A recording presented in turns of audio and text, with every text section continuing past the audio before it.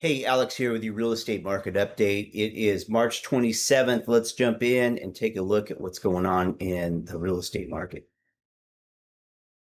So, I sell homes here in the Sacramento market and I specialize in landed ranch. I got certified as landed ranch. It's just my gig. And I've had a lot of people asking me about off-grid trends in our area. A lot of inquiries about off-grid, people wanting to get out, get disconnected. So, I did some research and put together this blog post. I'll put a link in the description.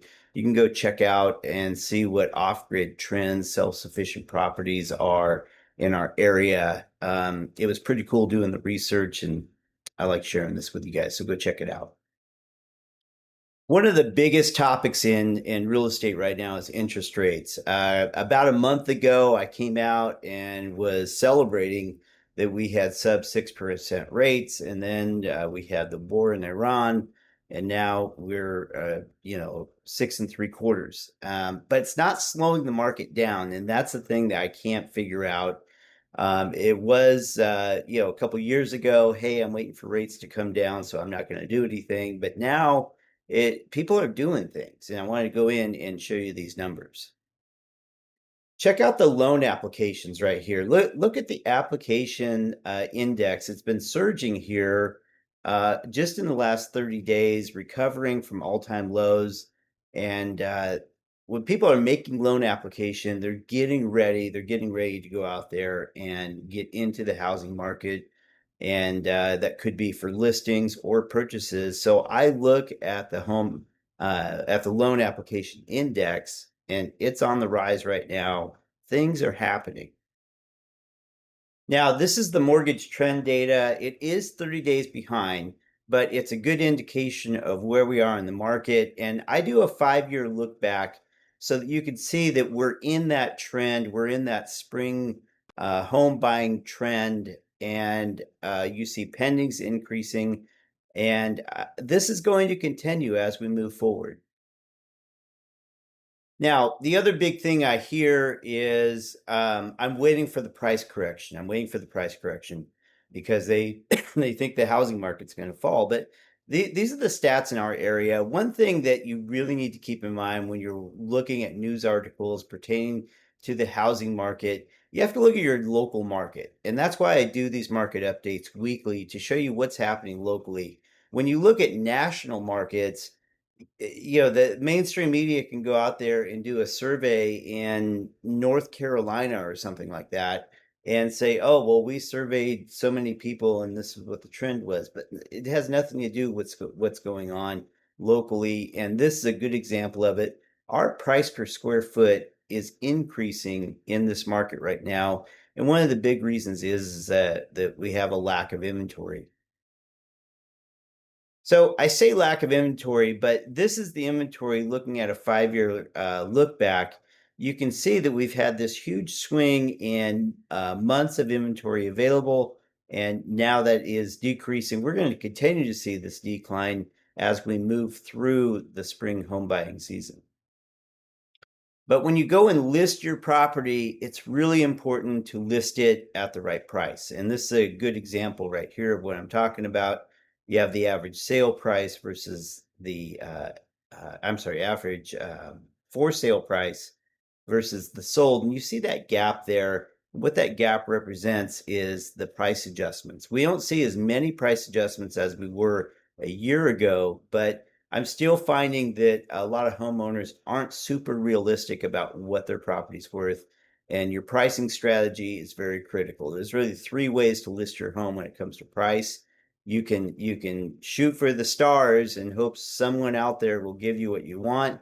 You could price it at market and see how the market responds to it.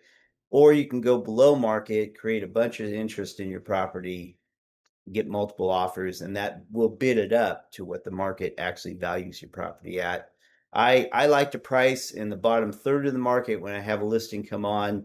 That's my strategy. It always generates multiple offers, and that's what you want when you list your house. Let me wrap up with Cal Matters. In this article, a new homeless strategy is sweeping California.